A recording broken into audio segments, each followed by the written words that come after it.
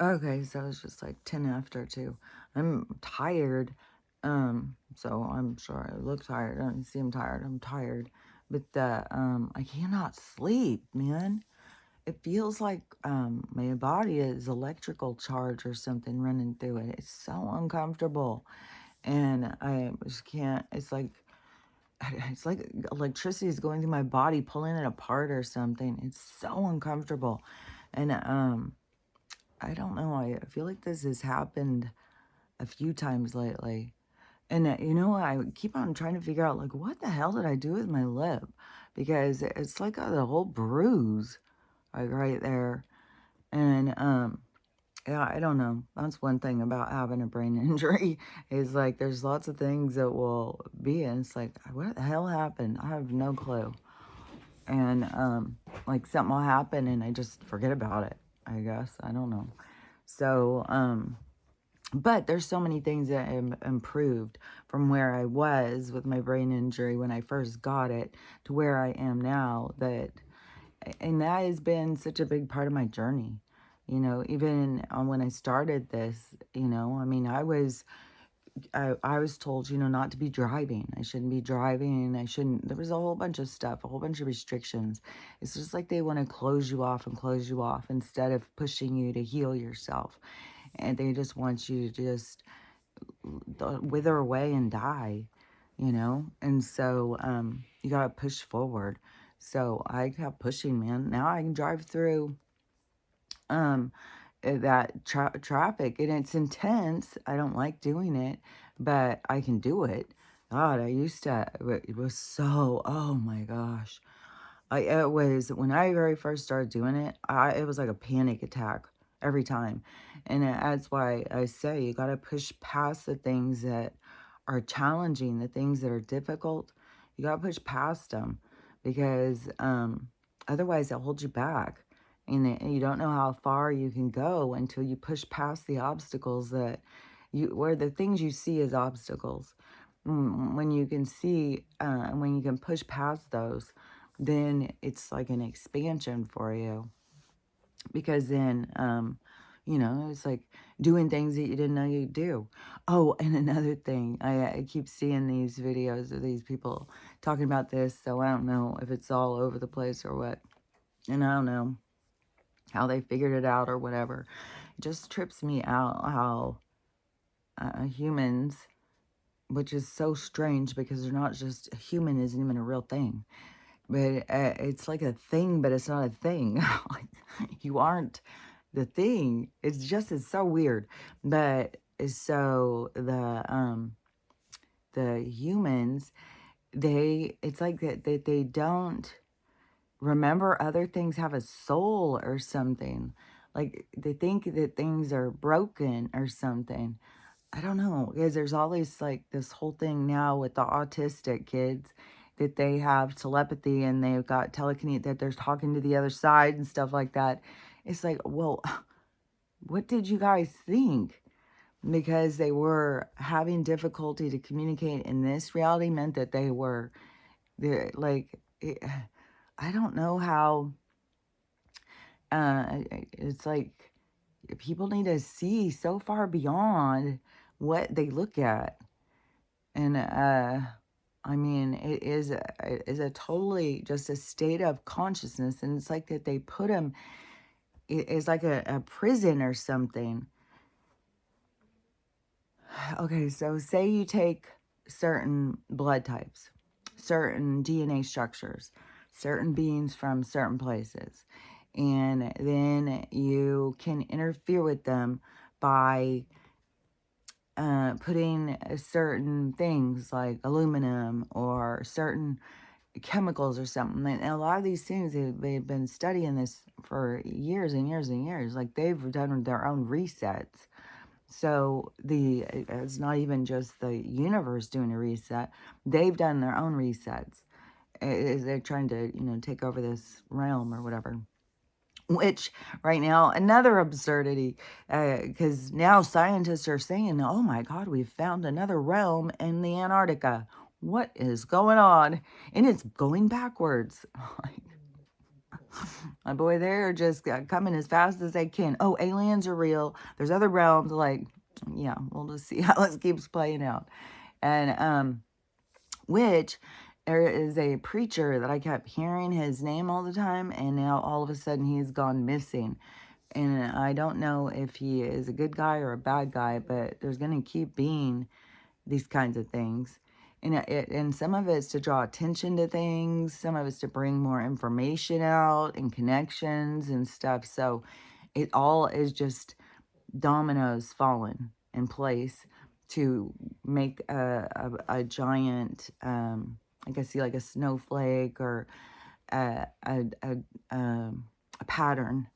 And um, so anyways, where the humans, like, I don't know, there's just a lot of people who don't even, like, know about telepathy or whatever. Oh, yeah, okay, so if you take this DNA structure, you take these certain beings, and these beings know that they can interfere with these beings, and they're trying to interfere with us all. But if they can take a certain thing and put it inside them when they're little, and then it imprisons them, and so it holds them captive. They're it's like their body can seem broken or something, but it's like that they disrupt the domino fall. So how we all need, it's like these dominoes falling all day long through your system, and that's what has to do with like you taking in energy or whatever over like when you go to our diet and stuff. Like it has how the dominoes fall has to do with how you take care of yourself. And so so they can be put out of order, and they can, you know, like be stagnant. Oh yeah, kind of like micro macro, kind of like what the environment is now, how everything's kind of out of whack, and we got bugs being at the wrong season. Everything's out of season and out of whack, so they're not in their normal cycle. So like these certain bugs aren't there to kill these certain bugs that aren't there to kill these certain bugs that the the swallowtail lives off of, and then everything has this rotation, like, and everything's out of whack. And that is what also happens in us, and they put us out of whack. And so you have a whole bunch of people who are totally out of whack. And but the people who are like closed off, like there's a problem with their communication, because this also happens with certain people with certain kinds of stroke too. And so they get closed off, like they know what they want to say or whatever, so then they live in this really thing of frustration. And I don't know, all of the autistic kids, it's such a spectrum. It's such a spectrum of their abilities, in their abilities, the communication or whatever. But bet your ass they're communicating all the time. Just because they're not communicating with us doesn't mean they're just living in their own. It's like they can't push through on the body to make the body do what they want, which would create a frustration, but they still are in communication with other beings and stuff. Like, even when you're closed off more to this reality, it opens up the other one more.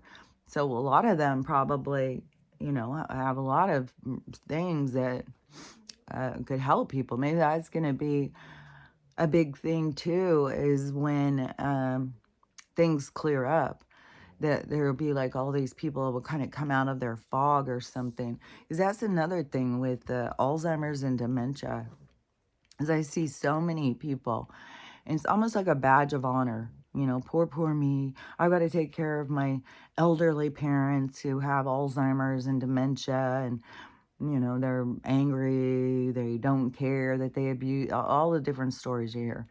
And but let me think what I was going to say. Oh, yeah, because there's things you can do to help with Alzheimer's and dementia. And people come into your life for a reason. Like, these situations happen for a reason. It's not just because God's like, oh well, they're not working hard enough. Let's give their parents dementia and make it fall on them. It's not how it works. Like, so the challenges are set up for you. Like, you come in for the challenges because it's a whole bunch of things. Like, it's gonna make you grow, but it also has to do with your own karmic patterns. It has to do with your own learning plan. And so the things that happen for you are meant to happen for you. And so the people who have like dementia and Alzheimer's parents, there's so many new things coming out all the time about those sicknesses, but ways to improve them. Just like all these things, you can reverse all these things. You can reverse aging. Like, who would have ever thought? Like, I seriously thought aging was a real thing. I thought, it goes with the plants. I mean, it's just a part of the process. But I did always question, like, one thing, because I had a religious mom, I knew that people used to live like 900 years or something. And then I would be like, how do we live less time? Like, so they're primitive, they're sick, and they're living 900 years. What the hell's going on here? Like, we get 60? Because at that point, my grandparents were dying and they were only in their 60s. And so I was questioning that. Like, how can that be? And I don't remember what the answers were. There's always some kind of like, oh, well, because of this or that. It's like, does that make sense? Because it doesn't make sense. And so, but I thought, that, well, that's our life cycle. Like, that's what we're here for. And, but now to know, like, that it's all manipulated and that we can live 900 years and we can live as long as we want to live, I think. Once we get past this part is going to be, because there's going to be so many people who just leave, that are just leaving. I saw one, and this woman's real tore up. It's going to tear people up. But this woman, her 7-year-old just died. And so she's a 14-year-old, I think like a 12-year-old and a 7-year-old. And she was somewhere at work or something. Her husband was home with the kids. And he, I thought, that's kind of a lot to go in and do anyways for a 7-year-old's bath. I swear to God, when my kids were 7 years old, I mean, I think they turned the water on. I think they did the whole bath themselves. It seems like by the time they're like 5 or something, by the time they're tying their shoe, that they can bathe themselves. So, I don't know. I thought that this dad was awfully attentive anyways for a 7-year-old. Maybe he just turned 7. So the dad goes in and checks the bath water, checks the height of the water. Maybe I did do that. I don't know. I think, I taught the kid. I don't know. Like, all I know is when I was hearing this, I was like, dang, this seems like doing a lot for a 7-year-old's bath. Going in and checking the temperature and checking the height of the water. Like, I don't know, by the time your kids can handle themselves, it's like they like the water like way up here. They like to sink down in it. They like to play in it. And I don't know, it's like, you're bored, you want to go play in the bath kind of thing, They like to take baths and they like to play in it, play in the water. And so, I don't know. So he was only allowed to have water up to his belly button. Is sitting up. So the kid is sitting up in the tub and he's got the water at the perfect temperature and he's just sitting there bathing or whatever. And so the dad sees that everything's okay. So he goes to go fold laundry and then he gets a call or something, 2 things. And it took him like 10 minutes to 15 minutes. And then he came back thinking that the kid would probably be done now, ready to get out of the tub. Like, you got to help him get out of the tub too? Like, what? My kids would have been shutting the door like, no, don't look at me. Like, I was like, what? So I don't know. Everybody's different, you know. It's just it's weird when you hear some other people's stories. And so, and this one's sad. And when the dad went back in, the kid was face down in the tub. And so he jumped, grabs the kid out, he's hollering for the 14-year-old to call 911. He starts CPR, starts doing all this stuff right away. But you can't save somebody who's not meant to be saved. You just can't. You can do all the things right, you can be perfect, but you can't. If somebody's meant to go, they're meant to go. And so, and we all have a set time. It's not like, oh, well, I turned my back for 1 minute and it happened. No, it was always going to happen the way it happened. And you turning your back is probably the favor. It's probably so that it can occur, because, yeah, just think about it. And so it's not because you took your eyes off the kid that this happened. And so many people internalize that trauma, like they did something wrong. And so that is something that you have to process through. You have to, go play it out. And so then this just happened. And so they just got, so they did an autopsy to try and figure out like what the hell happened. They did all this stuff. The doctor said that they can't find anything. They can't find anything. And then they came up with some weird thing like, well, there's a thing called something, and you can immediately spike a temperature and it can just kill you, just all of a sudden, just. And so then the parents were like, guess that's what happened. We don't know what happened. It just is like, but that's the thing is there's going to be people who are just going to be like leaving, and they don't need to go through the big death thing. And then we're the leftovers. It is like, but the leftovers, the people who are left here, it's about our process. It's about our dealing with the traumas and the loss and stuff and how we look at it. And there's so much of it happening. I think it has to do with helping people to pull closer to that spiritual part, because that is a great pull towards the spirit, is especially a loss of a child. I mean, there's a loss of a parent for a lot of a lot of adults who don't have kids yet. The loss of a parent is extreme.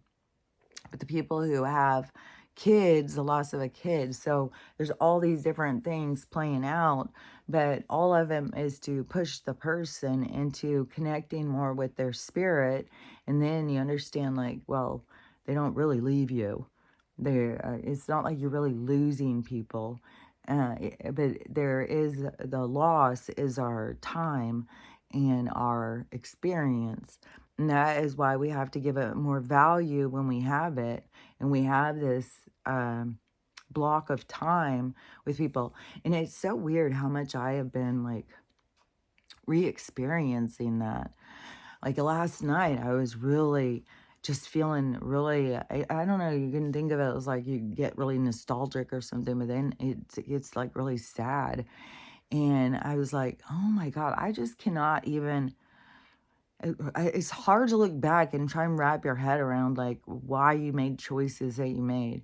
And like it was beyond Dickie, because it was like all my friends and stuff. I had like a whole lifestyle going, and I don't think I was super happy with it. Like I didn't like being a hairdresser. People were too, it was weird how people were about their hair. Like they really thought like they could come in and change their hair and they could change how they felt about themselves. And they would blame you, when they didn't leave feeling good or whatever. It always just felt like, you put this haircut on this person and it's not going to look like the one on this other person. And they would just be disappointed. It's like they thought that they would get that haircut and look like the other person. I've been there. I swear to God, I've been there. And, and it's just the way your mind works, I guess. I don't know. I don't know like how all this stuff works. But anyways, when you're on that side of it, though, it is like, I don't know. I think there's some hairdressers that have to have like a sense of arrogance or something, and just really not care. Like I'm doing a good job, I'm doing a good service, and that is falling apart too. That is splitting all apart. It is gone way too much up of, I don't know, I think extreme hair things and extreme prices and stuff. So anyways, it's all shattering. It's all falling apart. Hairdressers aren't getting appointments. People are saying, well, you shouldn't charge so much. So it's all this bicker back and forth. Well, it's you and you. It just goes and goes and goes. All this stuff falls apart. It's just everybody pointing fingers at everybody else. And, but this is going to way it's going to keep going. But the things that you notice are the things that you're supposed to notice. You know, you're supposed to process through them because it is, I don't know, it just is, it enhances your moral compass. And so the, people, so the, I think what I was going to say. It's so easy to get off track. And there's always more things going on in there. Like, having telepathy is, I swear, it's just as being able to translate and decipher through a lot of noise. And, yeah, what was that? Oh, last night. Oh my God. It was the worst. It was the motherfucking worst of all. I couldn't fucking believe it. I was getting mad at the like, I was like, what in the holy hell is going on? This is insane. And so earlier in the afternoon, it's been totally dark. We are in the next week of just rain, and we're in atmospheric rivers. There's a huge storm coming in. It's supposed to be here like on the weekend through to Christmas or something. It's supposed to be winds and floods and rain and snow and stuff. And it's supposed to be going across, like this is supposed to be a big storm going across the whole nation. But over here in the Pacific Northwest, it's supposed to be really bad. And so and one thing I noticed too is that they are 100% going back and forth with the temperature. It will be so fucking frigid, and then all of a sudden I'll open the door to let the dogs out or something, and it's like a tropical breeze is coming through. And that's how they create the big storms. It's the two opposing forces. It's the hot and the cold hitting into each other is the creation of these big storms, which micro macro, look at how it's the storm of humanity as these two opposing forces. And it is like the yin and the yang, because the two opposing forces need one another, but we're kind of in a tension and a combativeness. And the more that we go into a calmness, the more that we can find a balance. But right now, we're still at a point of people thinking, you need to conform, you need to do this, and stuff like that. But that's because people aren't healed. I heard this lady, she was telling this long thing, and I was listening, and it really absorbed me in. She's works at some restaurant, and she has to go and grind the pepper. And I know that there's weird people who go out to eat, who just like to boss around the staff like they're servants or something.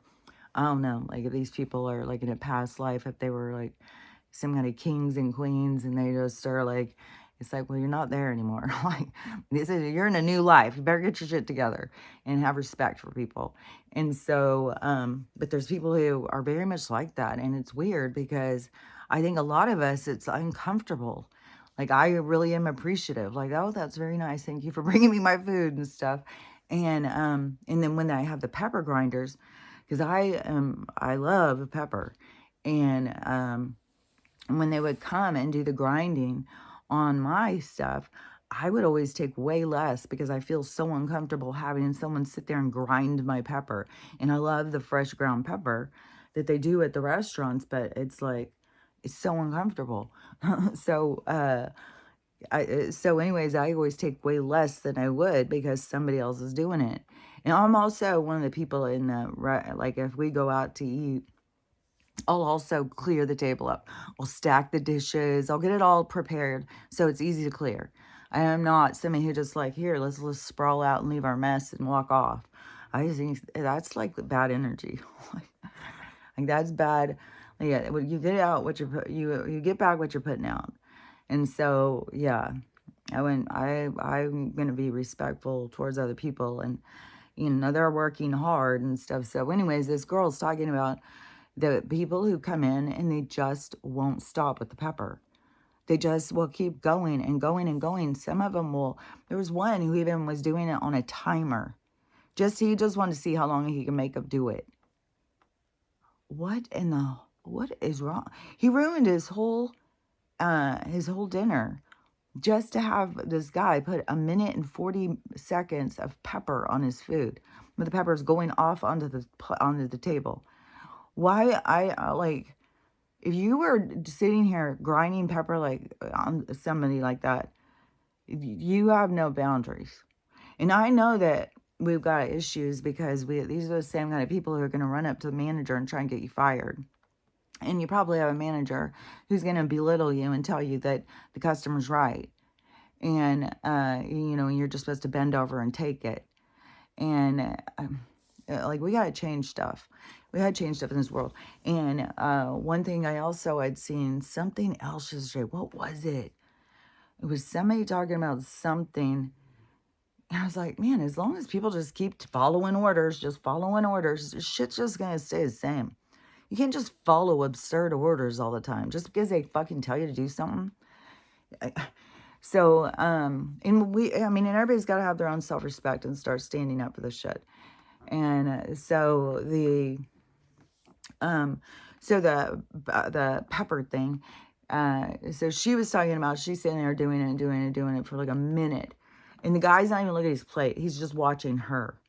And it was the wife who had to say, that was enough or something. And he's just smirking. And I just want to see how long she'll do it. And I was like, what in the world is wrong with people? And if I was the grinder person, I mean, once you've ground it, and it's like, even if it starts going to, God, they use a lot of pepper. At some point, you got to be like, that is reasonable. When you are going over the amount, that's like, there's a whole fucking thing playing out here. That's not just this person. This person has got issues too. Because why wouldn't you, put a stop to it? Why wouldn't you say, I mean, there's a lot of things you could say. Like, a restaurant only allows 20 grinds. Sorry. Like, you've had your allotment of pepper. I don't know. I would probably, if it was me, and I would, because anytime I've had it too, we'll grind it a couple. Is that enough? You say, could I have a little more? And then grind it a couple more. How's that? And then, oh, could you just do a couple more?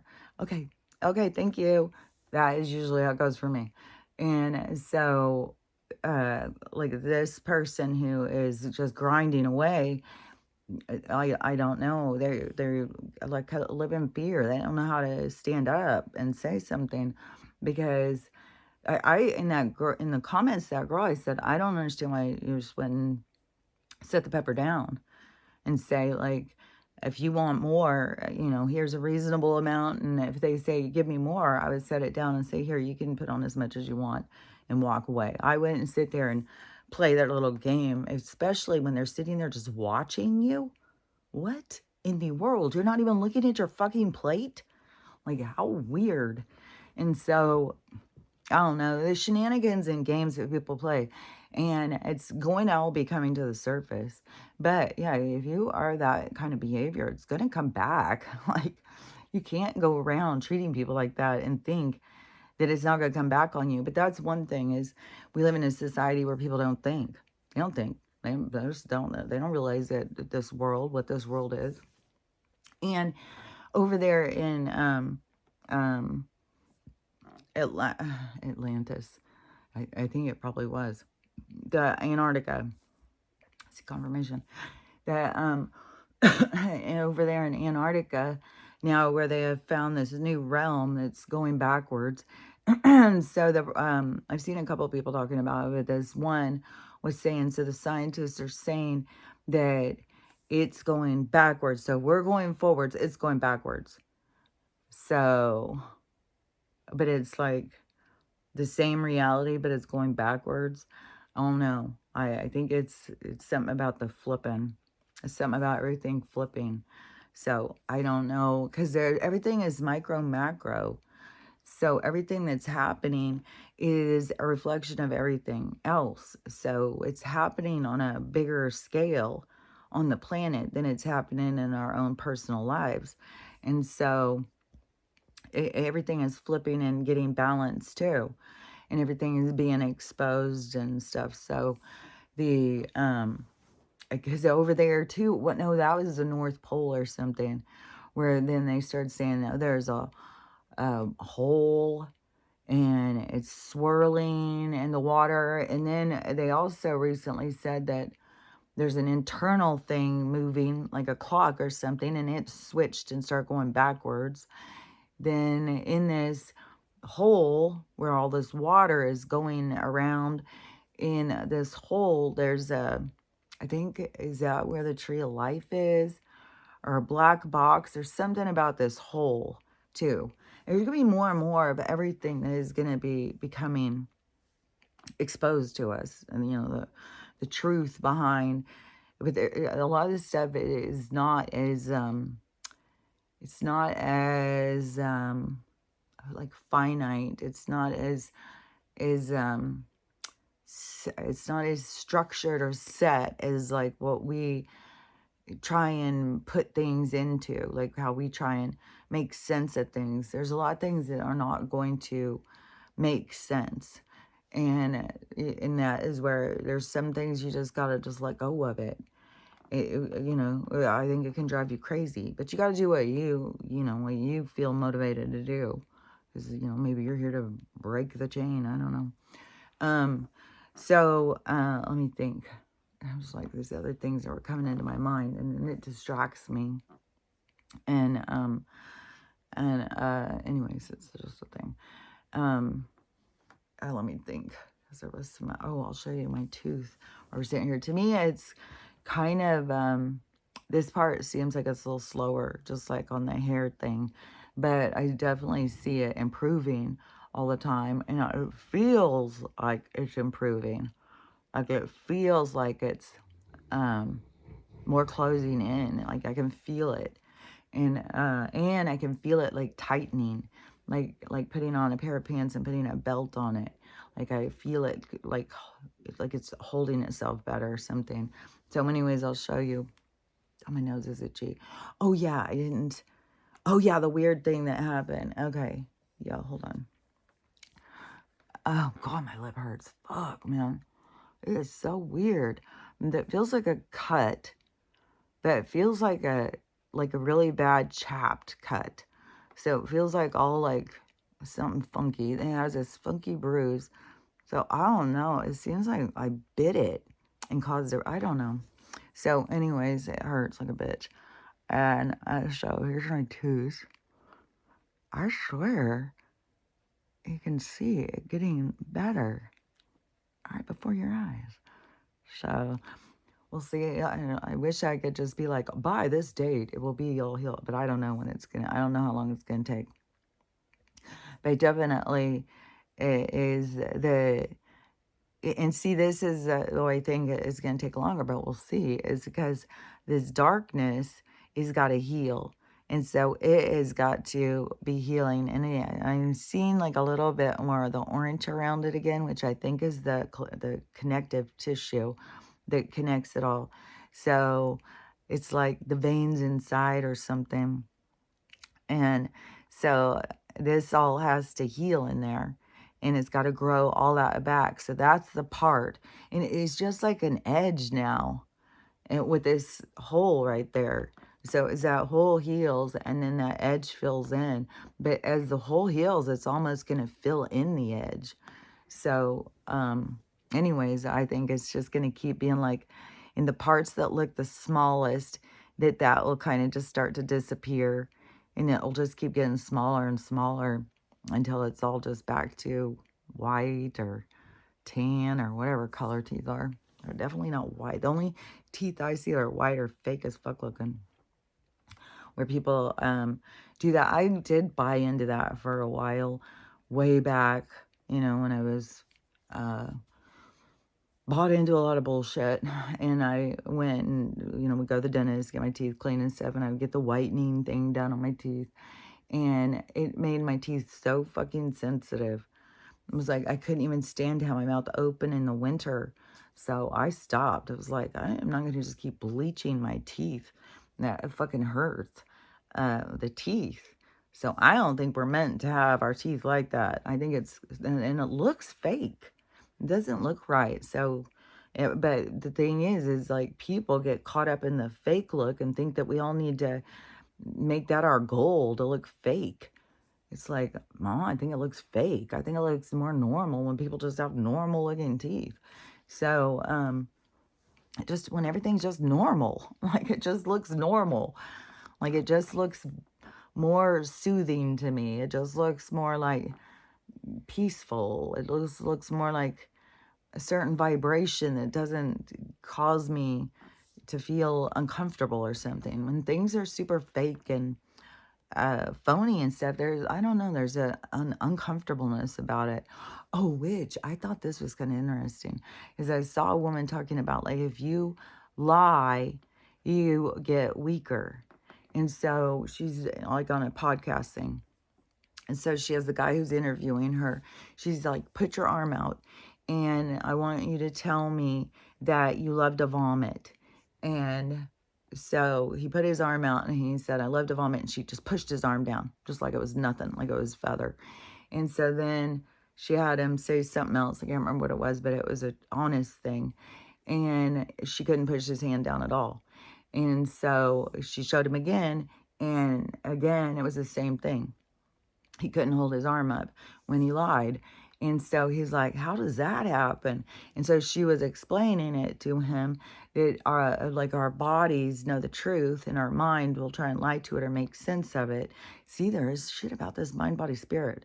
Coming into a connection, into a full bloom, is to connect with yourself. And so he said that, or she said that, so your body will knows the truth, but your mind will lie. And but when you do that, you'll make the body sick, because the body becomes weaker and weaker and weaker.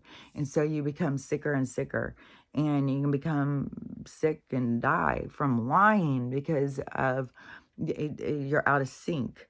You're not real. And he said that what he had noticed is when she when he was lying, when he said he liked to vomit, that his mind was busier.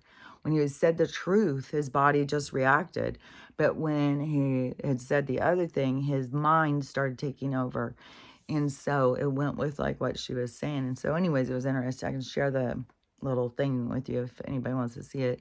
And I have this old black and white movie. It was just a minute ago. It was Lon Chaney. Oh, now it's The Werewolf. It was The Return of the Vampire. But it had werewolves in it too. It had Lon Chaney and no, what was that? That was no, this was Bela Lugosi. Lon Chaney, I had him in a movie last night, and he was so much older than he was in some of the like Werewolf and stuff. So anyways, I love these old black and white movies. These are the movies I would stay up to watch on, I think it was Saturday night would be that program. But anyways, these are the movies I'd stay up to watch. So they give me peace. And this is the part where you can help people with Alzheimer's or dementia or something, is you put on movies and music from when they were younger. And it brings their minds back to a younger, healthier time. And so then their body follows along. And so, and that is in some studies and stuff. And even when they started seeing the things turning and how quick they turned, then they stopped the study. I think that you can reverse this stuff. And one of the big things is too, is how much of it has to do with parasites. So if you had a parent who had these issues, I would be doing parasite cleansing. And then I would be doing that stuff in the physical realm of, I don't know, you could make their bedroom even back to, like what would have maybe looked like when they were a teenager, get them back to really into a different era where they were in a better state of mind. And somehow it works. Somehow it pulls people back. And so, anyways, there's studies and stuff about that. And I would be trying all sorts of things. I would be doing way more than just sitting talking about poor me. I'm stuck with his fucking dementia parent who never treated me right. Now I got to take care of them. And it's just kind of a thing in our society. It's just a part of the purging stuff out or something. It's a part of the, so much of it, so much of the stuff is about, it's like taking a different kind of responsibility, looking at things differently. And I don't know, because there's a big thing about being in service. So, and I'm being in service can also make you feel used. So when you're in service, especially for these little fucking kings and queens over here, I've got a freaking dog royalty around me, and they have expectation. And Archie is smart, man. He is smart. He's smart, definitely, like Stella. And I think Max is super smart, but I don't know. I don't know. I feel like that I feel like he lived in the streets for a while. Like he has a little street thug life in him. Like he is, I don't know. He's not super trusting of people. He's a lot more standoffish. He's a lot more timid. There's a lot of things. So anyways, the thing that was weird. So so when it was dark and crappy out, and the dogs were all sleeping, and so I was like, "Fuck, I'm gonna take a nap too." And so I start laying down, and then I start getting up, turning off lights, closing curtains and stuff. I'm getting like more snug into this nap time, and so it was like, I don't know, 2:30 or something like that, and I think I fell asleep for like an hour, hour and a half on the couch. And then it was like 4 or something. It was right before 4. And I woke up and I was like, oh crap, I gotta feed them. And so I got up and started doing their food and everything, got them up, and then they ate and went outside. It was really dark and dreary, so dark and dreary. And so they came back in and they all just laid back down and start going back to sleep. And I went in and I started brushing my hair to braid it and stuff. And I can hear Stella just out here snoring her head off. I'm like, oh my God. But I don't want to go to sleep yet because I already had taken a nap. And I was like, man, I just got to wait longer. And so, right away thinking like, how am I going to get any sleep, man? This is this is when I get the most sleep, is this period of time. And so, I was thinking about that and just trying to hurry and come out here. So I did end up turning everything back off and stuff. I think like around 6 or something, I tried to go back to sleep. So I was trying and trying and trying and trying and trying. And then like 8:30 comes, I'm like, I cannot believe this. Like maybe it was like the nap, but it didn't feel like that. It felt more like the energy, like this fucking energy. And it's so weird is how when it gets dark, everything gets so motherfucking loud. Some of the days it's loud all day. And some of the days there's explosions. There's all sorts of shit going on. And it's always like, is this a house? Are they over there doing something on a house? Like, or is this something in the hills? Like, what the hell is this? Is this something in the sky? And so there'll be a lot of that, but there's something different. Once it goes dark, it's like all of a sudden you hear every cars, it sounds like cars are just what is that called? Is it called gearing up? No, I don't know what it is. We're revving their engines and stuff. It just sounds like, what the hell, man? It's so weird. And so it was just like pouring rain. Oh my God, it was pouring and pouring and pouring. And then I can always hear too when my yard starts filling up with water, because it sounds different when it hits the ground. And it's like, oh my God, and you're just like, what a fucking disaster. And then the wind starts picking up and you're just like, oh my God. And so anyways, I'm laying there trying to go to sleep. And as I'm keep trying to shut my eyes and stuff, the motherfucking things were coming at me nonstop. There was eyes coming at me from every direction. It was coming through everything. I could be looking at a rock and all of a sudden it had eyes, and I'd have to keep jumping back and opening my eyes. There was no way to break free from it, because as soon as these eyes are coming at me, they're coming at me. The only way I can break away from him is to open my eyes. And so, and it was like one, yeah. At some points I had like five. I couldn't, like, I was trying to look away, trying to look over here, and it was just constant. And then we're just coming and coming. And it was like, what the fuck is going on? Like, what in the holy hell? Like, I need out of this fucking realm. I don't know what the fuck is going on, but this is so fucking intrusive. And all these beings or whatever just coming at you, coming at you, coming at you. It's like right up in your face. Where it's like you have to open your eyes. It's like they're zooming right up in your face like that. It's like, what the fuck, man? This is intense. And so I was having that. I was getting frustrated. It was like, oh my gosh. I was totally feeling under attack. And so I don't know. Maybe it was like then Stella got up. Then I got up and messed with the fire. It was like fucking around. I'm fucking around. Like I couldn't sleep. Then I laid down and I trying to get comfortable again at some point. I don't know what time it was then.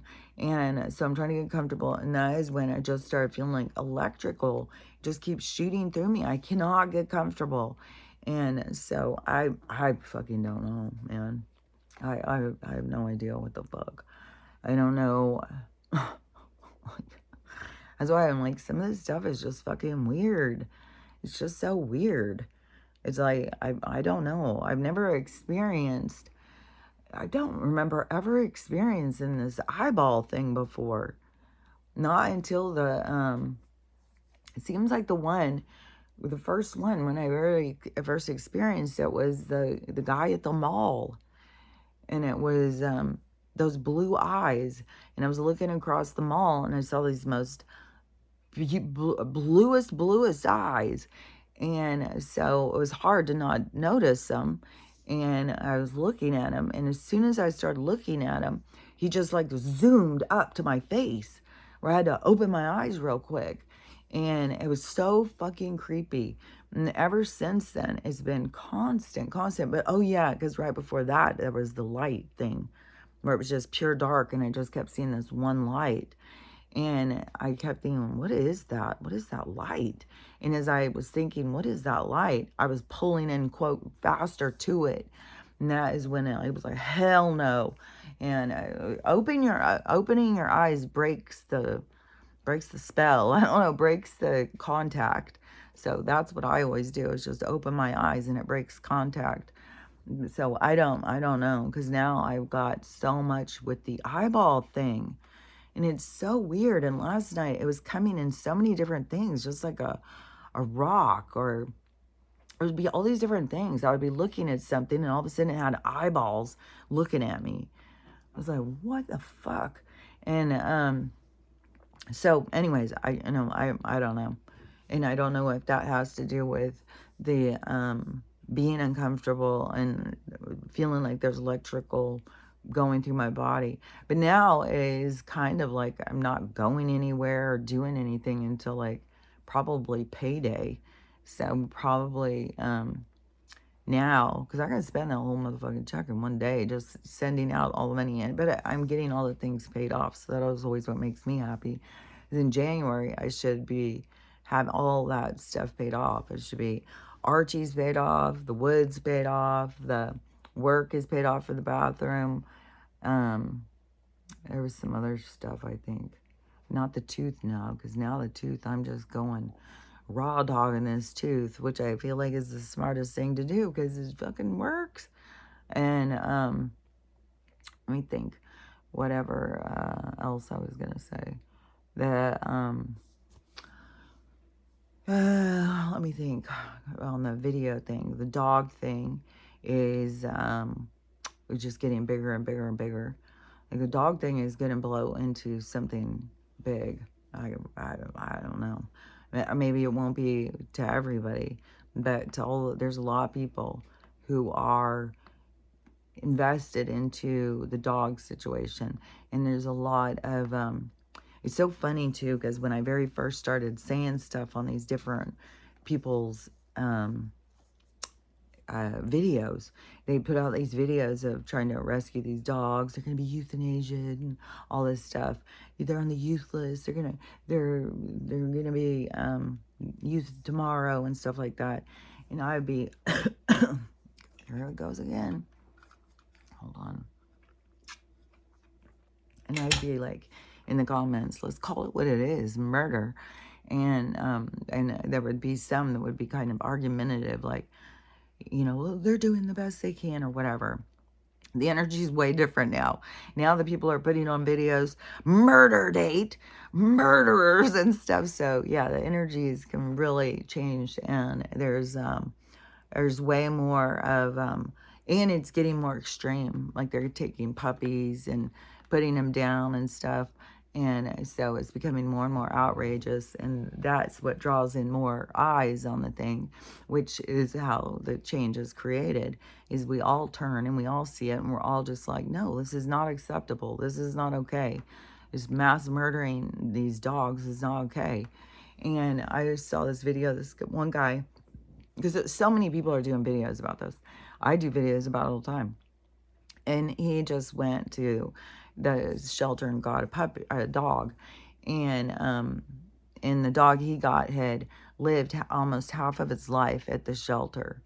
And there's so many, and he was just, he even was crying in his video, because he's like, you know, how they're just stuck in these little tiny cages, and you go in the place, he said, and they're all so full right now, and you go in, it's so fucking loud of the dogs crying and clawing at the cages and stuff. He said it was so fucking extreme, and it was making him so sad. And but the because all of the dogs, it's like a prison. Like, why in the world would we think that that is okay to stick these animals in a cage? And because, you know, they ran away from home, or somebody rejected them, or whatever. Like, and there's got to be more restriction on, and I don't like to even say restriction, because I don't think the government should be over us. But as a person, the people have got to take more responsibility. Like these breeders out here just breeding and breeding and breeding all these puppies, and all these other ones are just being killed just because, you know, they're the older, uglier puppy. It's like, this is horrible. And there is so many, oh my God, so many adorable, beautiful dogs. So many. I mean, they aren't just putting down like, oh, that one's kind of funny looking, nobody's going to want it. No, they're taking beautiful dogs. They're taking dogs that are so sweet, so kind. And then at Harris County, they're even saying that they are aggressive, but they're getting all of this footage and stuff, that people are going and getting all this footage that these dogs are not aggressive and that they're lying. So there's all this stuff. And then like that one girl who says like, well, they're just going and throwing them in the dump. I have a hard time believing that. I have a hard time believing that they're going to waste all that meat. Like there's a whole thing even I had seen, and I guess it was the 70s or the 80s or something, where there was a whole thing that came out that we found out we were eating horse meat. And I remember when this happened. And it seems like I was young. I don't know what it was, but it seems like that there's something. I remember when it happened. And it didn't seem like it went big enough. Like it didn't blow up big enough or something. But there was a whole thing about that we were eating horse meat. And so there's something that is like coming out again. And that it's not just horse meat, it's like all leftover stuff. It's and the thing that's bad about it is because at these it's not meat packing plants, it's these what are they called? It's not distribution centers. It's like I talked about them before. And I had seen about them on the documentaries, like on Dateline or something, with the pig farmer. There's 3 different pig farmer serial killer ones that were actually different serial killers, not just the same story done over. No, it was like 3 different ones. And one, he would feed them to the pigs one, he would, it was like he had his farm, but it wasn't an active farm anymore or something. I can't remember all the stories. But what I learned on those was that when you have a bunch of scraps of meat, like if you have animals that die on your farm or something, so you have cows or pigs or whatever, and it dies, there's a place you can go and take it, and it processes that meat. Only it doesn't put it into eating meat specifically. It puts it into our like creams and stuff. And it's what they make like the pink goo out of. And they put the pink goo in everything. They put a pink goo in McDonald's burgers. That's why you go do DNA on one and it's got like 30,000 fucking DNA structures in it. Is because they take all of that at this place, whatever it's called, because one of the guys, that's where he would take the bodies. And so after he would have his way with them, he would just take them down to this place where you just go take all this meat to be tossed away. And so that's how he would get rid of them. And then that's when I started putting it together with all these people who, the people who are into the harvest or the ritual or whatever with the leftovers, and that they go to the same kind of place, and that we are eating their stuff. Even that Finkelstein or whatever said it. Like he says it. He said in his interview that they do that, and they laugh about it. They think it's funny as shit. And so, and we're Golem, something like almost like bleh. Like that's what he's saying. Y'all are bleh. And that's why we feed you garbage, because you're bleh. Like whatever his fucking word is. So that's how they look at us. So then, so the food place, whatever the fuck this thing is, and they grind all of this stuff up. Well, then, and over the last couple of years, there's been some busts and stuff at the food distribution places and the meat packing plants and stuff. And in the middle of the night, they have found that they've got kids in there. And that makes so much sense, because then you got the kids in there working to getting rid of these bodies for you. And so that's going to keep those kids quiet. And so anyways, there's been that whole thing. So this is a real thing. Like they are really they're going and stealing people, then using the parts that they want. And then they are grinding them up and putting them back into our food and fillers and stuff. Because I think the pink goo, I think it's used in chicken McNuggets. It's used in a lot of stuff. It's also used in face products. I think it's used like in marshmallows. Like there's all sorts of shit. Like if you watch the thing about the pink goo, it is gross as fuck. And that's where they make it, at these places where they go and dump all this fucking shit. And so it's old dead horses and cows and goats and pigs and people and everything. And whatever.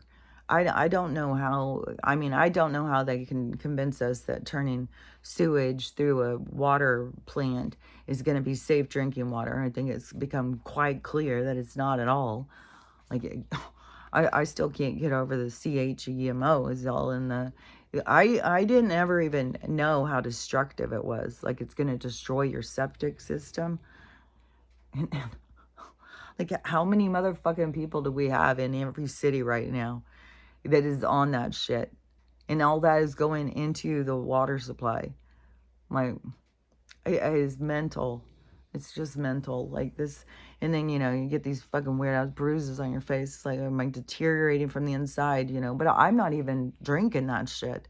I still feel like that they've messed with this water too, though.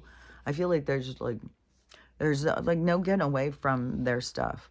Like they're out to get us. They're out to destroy us. It's like they're out to keep us in their realm. They're out to feed off of us as much as possible. But it is funny too, yeah, because that is like them trying to feed off of us so much right now. And but like when you eat a lot, like at Thanksgiving or something, you eat a lot, you stretch your stomach out, and then you're hungry, and you're hungry, and you're hungry, and you're hungry. That's kind of like what they're doing to themselves. it's like they're going to run out of our energy to consume, and they are becoming more insatiable. But that energy, yeah, that energy going in that kind of way speeds up their demise, kind of their reign of, it goes faster because they're building this energy up. So there's the darkness spiraling away, like I said, like going and becoming a comet. But that's further. This is like it drying up. It's like a kid's face breaking out really bad, and then it starts drying up. And so it's very different looking. And that is what this world is like right now. It's like, yeah, it was like we were in the part with the breakout and all those pus just coming out into our society, just like this, so much pus being purged out, all this sickness. And then it's like it's drying up. It's like their whole face now is just drying up. Oh yeah. And then it kind of goes into the scars. And then it's funny because then I see like the moon and the craters. Gosh, everything is so micro macro that yeah, that's weird. So but anyways, that is what we're in this part of everything is like drying up. And so it's like, if you live off of the dark energy, see, that is like where, like you live off of this certain kind of energy, and then you still need it or want it. Like if you create drama all the time, because drama, it distracts you from your own problems. It gives you these energetic charges. It makes you feel like you're better than somebody else, or whatever your case may be. And then you are focused on, and you have developed patterns that are very automatic. It's not like you have to sit and think about like, how am I going to create drama today? What am I going to do? No, it just happens. Just happens because that is your energy and that is your direction. And so right now, when people are trying to go in toxic directions, in toxic patterns, there's enough people who are healing and stuff that they're starting to call people out on their behavior. And so then that leaves people feeling naked and wounded, being exposed for their behaviors. And then that makes people defensive. Like there's a whole process through to it. But definitely it's not the same energy, like where people would ignore certain things or whatever. No, now people are like, I don't want to be involved in your drama, so just leave me out of it. I've seen so many videos lately of that, of people saying, and one thing that also that people need to realize is like, you can't save somebody. It's not your job to save somebody else. It's their job to save themselves. And you can be a role model. You want to do something good in the world, is be a role model, showing people it's possible to save yourself. But yeah, you can't save somebody, and nobody should be expecting somebody else to save them. That is their own neediness, their own lack of enthusiasm, their own lack of integrity, their own lack of self involvement, their own, that they believe in themselves. And so they just have like toxic behaviors. And you may, like, yeah, everybody's got to face their own. Like some of the stuff I say that somebody could have, it could be something that you have. And don't feel embarrassed or ashamed because you have toxic behaviors. Be pleased that you're being able to be aware of them. And so, and like I had said yesterday, like even when I was, having my meltdown and crying and I didn't cry, but I wanted to cry. I'm feeling sorry for myself. I cussed a lot though. And I talk sharply. Like, God damn it. I guess my words get sharp as shit. And, so I was, when I was looking at my own behavior, and I'm thinking, so am I supposed to stop that? Am I supposed to, have awareness so I never do that again or something, like to work out of that behavior or something. But that's when they said no. Yeah, it would be very judgmental on yourself to think that you need to cut a part of yourself out or off. It's much more about just having an understanding of yourself, seeing yourself. And there's so much about the going into experience yourself and experience what all these things are and have these experiences with people. And it's just so crazy how it's just so temporary and how much like sometimes you just want to go back. Like last night, I was just sitting there thinking, God, if I could travel in time, if I could just go back, I would 100% go back to that period of time when I decided to leave Dallas and go to California. And I would stay in Dallas. And it's so crazy because I remember back then feeling like, man, I got to get away from here. And looking at it so much of like, like I didn't feel like I fit in there. And but I don't know that I've ever felt like I fit in anywhere. It's like you're chasing that for a while, like where do I fit in? Where do I fit in? And then after a while, it's like, fuck, man, I'm weird or something. And but there, I don't know. I just had at the time, it was like guys with their guns and their pickups, and I was just like, man, this is not my jam, man. And so I just wanted to move. And at the time, California seemed like, oh, it's so cool. Like, I think if I would have grown up there, I feel like I would have been out there surfing. I saw a video of this guy surfing the other day, and I was like, God, that is so cool. And it's not like something where it's like, oh, I want to go out and learn how to surf now. But it is like, if I would have been in that experience, if I would have been raised there and stuff, I feel like I would have been one of those people who were out catching waves all the time too. And that is the part to me that catches me in the reincarnation thing. Because right away, I can see lives all the time like, fuck, I'd come back. I want to come back and do that. I want to come back and live that. So I see ones all the time. I've had ones where there's this girl, I think her name's India, and she's trans, so she wasn't born a girl.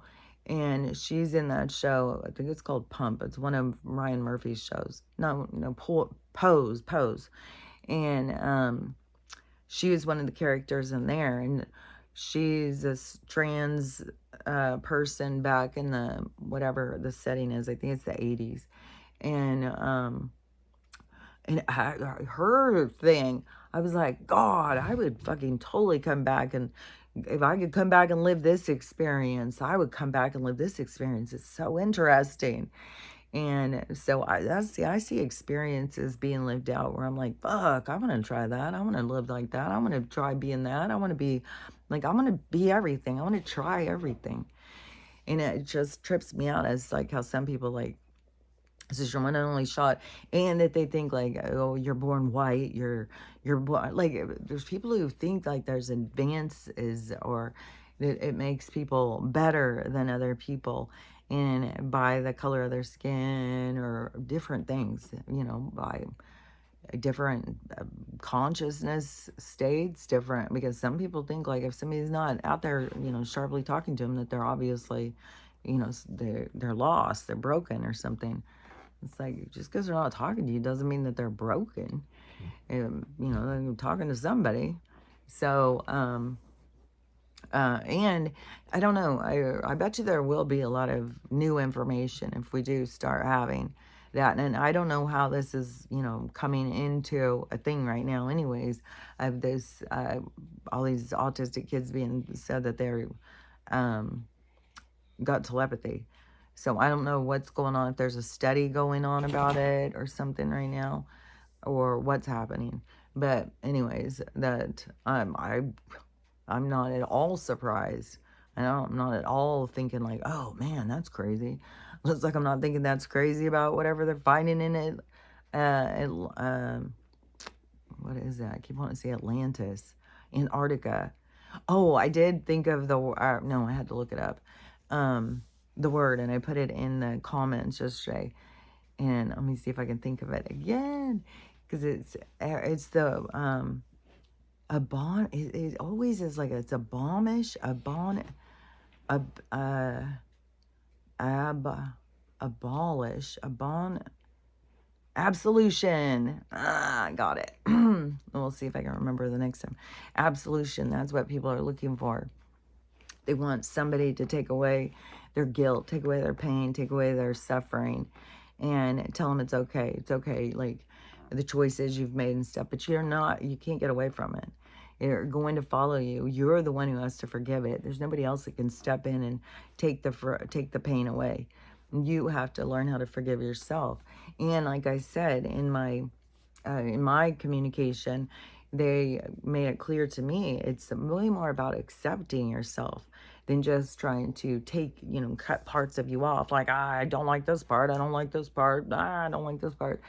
It's way more about this accepting yourself and finding balance. And, just like for me, seeing like, yeah, if I'm tired and I'm feeling pushed, then yeah, I do start feeling sorry for myself. I still do start stomping around and bitching and stuff. So I do have a bitchy side to myself. I'm not all fucking perfect. Nobody's perfect. Everybody's got all these different sides of themselves. And I think that learning that you have these different sides of yourself is what makes you have more empathy towards other people, and understanding, that we all have these sides to ourselves. So, and when people are just putting so much of these certain sides out, it's because they are living in their trauma, and it's a for real thing. Like I saw this girl, and she was talking about this date. So she went on this date with this guy. He bought comedy tickets. And so then they get there, the show was an hour away or whatever. There's a taco place across the street. So they go over to he's like, well, you want to go over and get some tacos? She wasn't very hungry, so she ordered one. He ordered three, and drinks.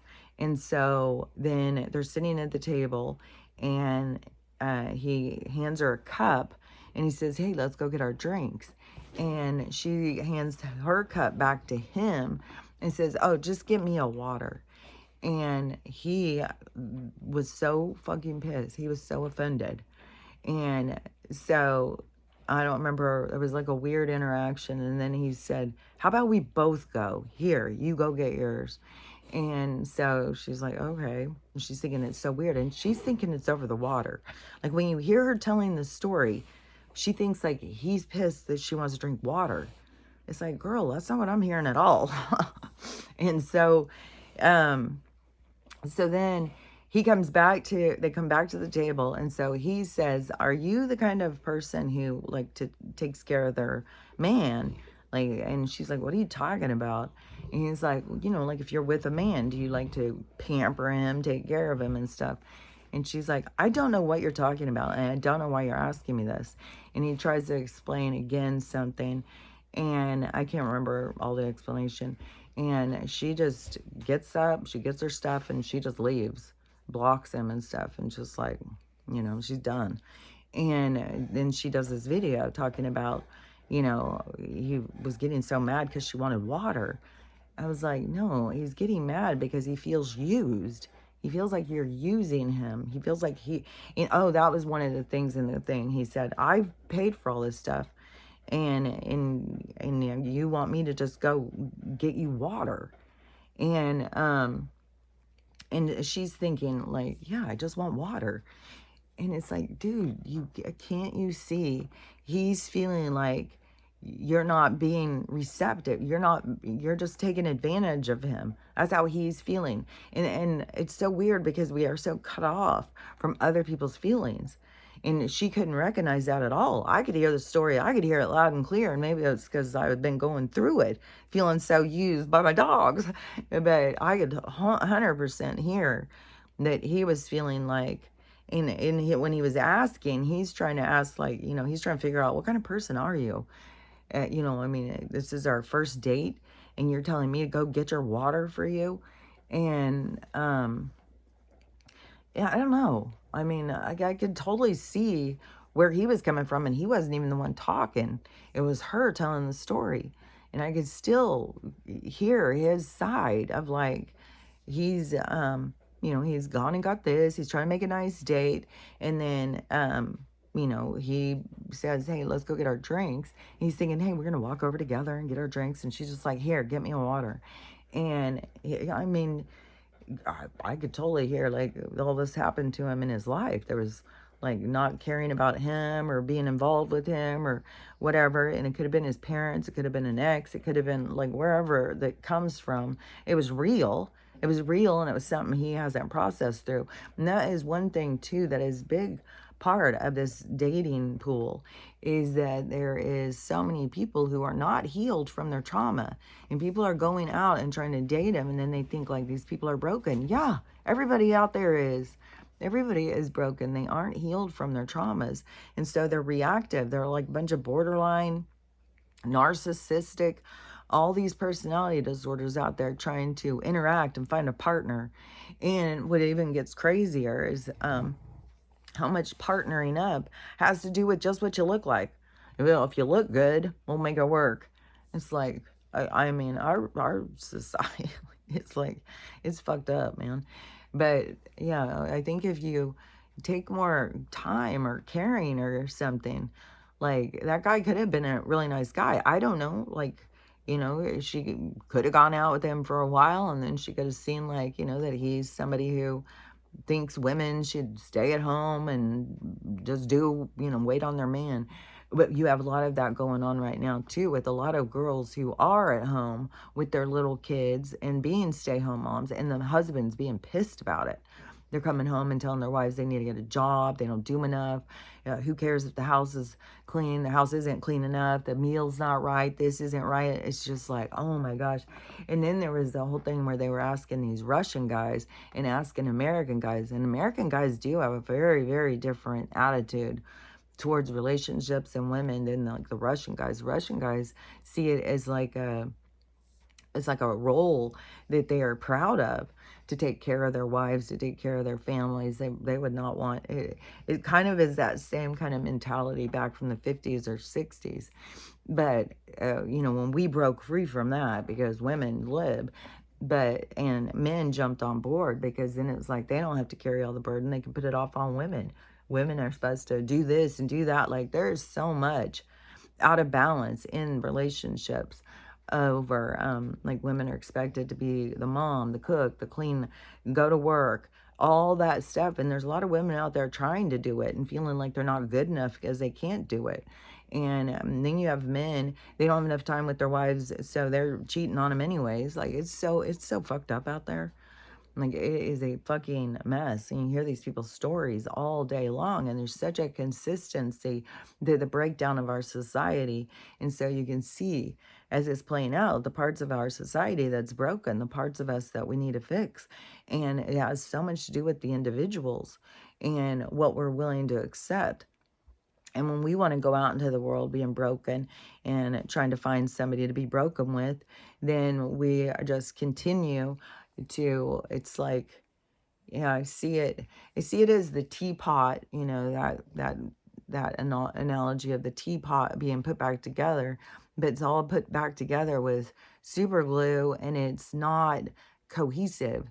It's not adhering, and it's all shattered and broken, and there's cracks everywhere. And so we just got to do better. And the only way to do better is to take responsibility for yourself, you know, and in that same sense of like, nobody's here to heal you, nobody's here to fix you, but you have to do it for yourself. And it's up to you. There was this story I heard yesterday too. This woman was telling, there was this I don't know, she said it's a story from the Lakota tribe or something. And it is a story about a medicine man, and there was a sickness in a village over, and he needed to get to this village to save these people. And so he had to go on this long trek to get over to this village. And on his journey, he comes, and the journey is very treacherous. He's on the side of this cliff, and he's walking, and he has to rest at certain times because he doesn't want to fall off the cliff and stuff. So it's this treacherous walk. And he comes across this man who's standing there with a rope around his waist. And he asked the guy, the medicine man, will you please hold this rope? And the medicine man is like asking, you know, like, what do you need? What? And the guy just jumps off the cliff. And so the medicine man has the rope and he's holding it and holding it. And he's yelling at the guy, like, what are you doing? What are you doing? And the man keeps yelling back, don't drop me. Don't drop me. Just let me do what I have to finish. Don't drop me. And so the medicine man is trying to hold on and the rope is slipping. And so the man starts yelling, tie it around your waist, tie it around your waist. And the medicine man is feeling more and more burdened by this man who is doing this. And he is telling the man, like, you gotta get out of there. I gotta go. I can't do this. I don't know what you're doing. And the guy in the rope just keeps saying, just hold me. Don't let me fall. Don't let me fall. I'll drown. You can't let me fall. And the medicine man is messing with this for hours and hours, and to the point where he's like, I've got to get to this village. I've got places to be. I can't. It's beginning to get dark. I've got to get there to save the people. I can't be doing this. And the man's like, you got to just hold the rope, hold the rope. And so the guy then unties the rope around his waist, and he says, this is your last chance. And he's having to go through this whole process, though, and having to realize, like, he's got to let one person go to save the others. But he's going through this process of realizing, like, he's not letting this guy go. This guy is choosing it, and this guy is trying to put it on him. And so he tells the guy, this is your last chance. You have to come up. You have to come up now because I have to leave.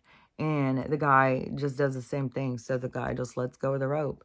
And he hears the guy splash into the water. And he just has to just go and start walking. And he had to let go of the thing of, like, it was up to him to save the guy. The guy wasn't trying to save himself. And, the moral of the story is you can't just be burdened. You can't save somebody who doesn't want to be saved. And you got to let go of it. And then he was able to get to the village and save all the people. And he felt like he had done something good by saving all the people. But he had to really let go of that it was on him, that the other guy, because it was by the other guy's choices. And so that is where we have to, like, look at all of the people, like, they make their own choices. And when people keep on making the wrong choice, there's nothing that you can do about it. You can't step in and save them. And even when you think like you're going to step in and save them, you're only hurting them, because people learn by their own mistakes. And so you're interfering when you're trying to save them or save the world or whatever. You're interfering in other people's lessons. And so there's a whole part to that. This savior complex, like you're so up your own ass, you think it's up to you to save the world, when it's so much more about learning how to have boundaries and learning how to step back and let everybody save themselves, and to do it in kind of in silence, to not be trying to direct other people how to save themselves, but to just allow people to do it without you directing it or trying to save it or whatever. And so we interject ourselves so much into other people's lives when we don't know what to do with our own. And then we find that we interject ourselves into other people's, but all we do is scramble it, make a big spaghetti mess out of their lives. But that is an entanglement, because those people are allowing it because they're too worried to make their own decisions or whatever. So they've got to put them off on somebody else so that they don't have to hold the responsibility when things go wrong. So there's all these like toxic patterns that develop, but it all comes down to is like we have to constantly go back to ourselves. There's one person here to save you, and it's you. And if you don't want to save yourself, there's nobody that can save you, and it's nobody else's responsibility. Nobody needs to come in and fix the things that are broken. It's you are giving your own self this opportunity to fix the things that you see as broken. And like I said, it isn't like you're supposed to look at yourself as broken. You're not supposed to look at yourself as broken. It's much more of an observation. And I think we just get so caught up in this realm, so caught up in this theory of self and this three-dimensional matrix idea version of yourself, because this isn't even the real self. This is like, it's like the outfit of the day. It's not even who you are. And then, yeah, the styles change too. And so even if you're in the outfit of the day, you be born in something else, somewhere else along the way. It's not like, I don't know. people just get way too caught up in the three-dimensional thing, thinking like they're better than other people because they look better or that they are smarter or whatever. And it isn't, nothing's about that. It is, as a matter of fact, it is like the more kind you are in the soul world, the more kind and compassionate you are, is the more beautiful that you are, because that is what makes your light brighter and more vivid and stuff. It's your caring and compassion and not trying to control others, not judging others, is what makes your light shimmery and bright. And so that is the real beauty in you, is the essence of self, your aura, your light, the energy that you are. Because all of this is an illusion. All of this is just, it's like the same thing as playing a video game and picking your avatar. It's like it's just your avatar for the game. It's not. And the thing is that every avatar has its own lesson plan, though. Like everything that you come in to learn has to do with your own representation of self. Like you're going to learn from your physical representation is there to teach you things. So it is, nothing is by accident. Everything has a reason and everything has a purpose. And everything on the planet right now has a big reason and a big purpose. And it has to do with all this time of change. And we're going into this big shift. I heard healthy shift. That's going to be nice to go into a healthy shift where we can feel healthy, we can feel good, and things will be positive. And I mean, however long it drags, it's got to be getting closer and closer and closer. And who knows, like the stuff I was seeing in the sky yesterday over by, I think it was by Mississippi. There was the weirdest fucking hugest cloud in the sky where the woman who was showing it looked like the most giantest spaceship. She was like, there's some weird storm coming. So I don't know if they've had some real weird extreme storm overnight. And then there's the orbs and all that stuff is all over the place. There's videos everywhere. Everybody is seeing them. And so, and more with the mothership. Oh yeah, there was somebody over here that was doing a video of the moon, and the moon looked so weird. It did not look at all like the moon. It looked like something moving really slow but fast. Like that's the thing, is how things move and stuff different in the frequencies. So it looks like it's moving fast enough to create this impact where it looks like it's going through a rainbow, but it looks like it's moving super slow. So I don't know, all this stuff up in the sky and stuff, it's definitely going to be a part of the disclosure. I mean, is there's more and more, like I said the whole time, I've said that's going to be the big part of the truth and the disclosure, is the mysticism of this world, is the supernatural part of this world. That's what it's all going to be about. And it's leading into that. All of their fake fucking habitat is falling apart, and it's going much more like, is now whatever with this second realm that they found that's going backwards in the Antarctic. So, and then it's just so convenient how all of a sudden they're figuring this out, finding this out. Oh yeah, there's this other weird, stupid ass shit too. So NASA, whatever the fuck, went down. They turned off their live feed last night for some reason. And I don't know if it's back on yet, but they had turned it off last night. And also there was these astronauts or whatever these people are, that they had gone to one of the landing places out in outer space or whatever. And this was in June or July or something. And then they got trapped up there. So they said that they couldn't get them back. So these people are trapped up there. And so somebody was just showing a video of them saying, what the fuck is going on? Because these people went up there in January or June for 8 days, got trapped up there, And now they're posing with Santa Claus hats on. Like, what the hell is going on? And this is, just the absurdity of the bullshit. And putting together the pieces just like that. Like, how the hell do you have Santa Claus hats when you went up there in the summertime and you were only supposed to be there for a week, and now all of a sudden you're up there just like, hey, we're having a good time, it's Christmas. It's like, so all this stuff is so absurd. Besides the fact that they're not way out somewhere in space, they're fucking probably in some warehouse in some fucking this place is just, it's so fucking fake. It's so fucking fake. I saw one girl who was talking about what got her to understand about the flat earth thing. She said because she was on a flight that had an emergency landing, and she said that's what did it for me. And so whatever her flight was going, and then somebody on the flight started having a heart attack or something, so they'd do emergency landing and turn and go to land at this certain place. And she was like, it makes no sense. Why would they go that? Like, all the people on the plane were like, why are you going backward? Why are you going way out of the way? Like, what? That doesn't make any sense.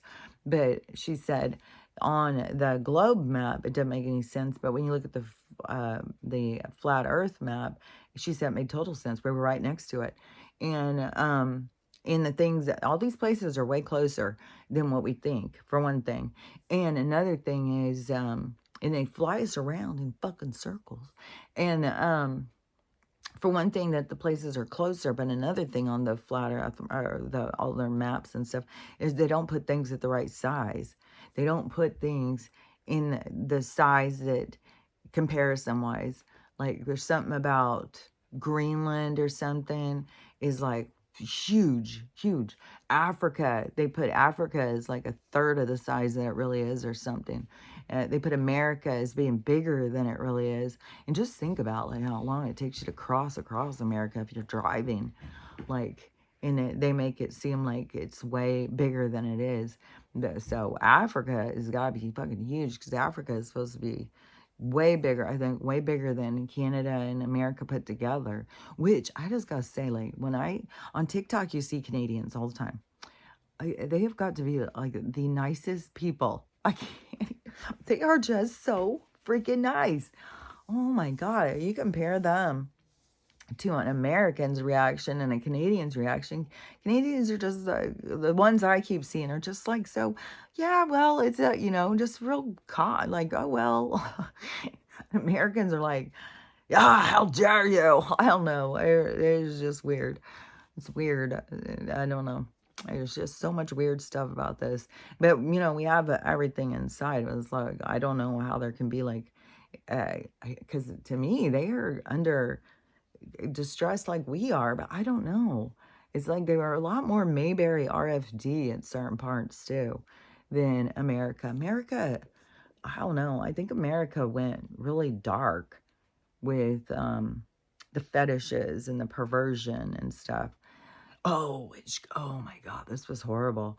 This was there was a guy who was a convict, and he was on some podcast, and he was talking about this thing. I don't know what the whole podcast was about, but this part they said that, so this guy comes in to like, he's getting brought into prison, and he said when you saw him, he just had Chima written all over him. He said he just looked, and he was scrawny, and his glasses, like, he said he was so, you could just tell. And also when they delivered him, there was a knock, and so there's like a signal or something. And then they had a prisoner called Boone, who was 7 life sentences. Like, dude, why? Like, how is he in regular? Like, so he like our system is so fucked up. So Boone has a cell with the other guys, even though he's in for 7 life sentences. Like, he's got nothing to lose. He don't give a fuck. So where did it? Which cell? And Boone is a ginormous black guy.